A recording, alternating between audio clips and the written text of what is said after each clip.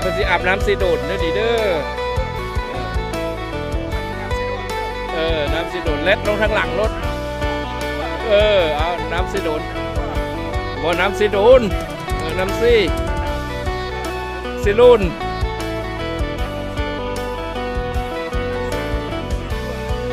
โอ้เพิ่นวันนี้เพิ่นมาอาบน้ำสิเพิ่นขึ้นฮอดเมืองลาวหลายคนมาหลายเลยอาบน้ำสิ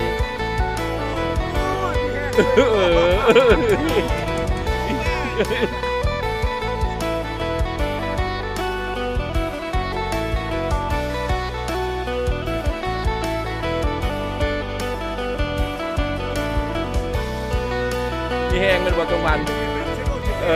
น้ำสี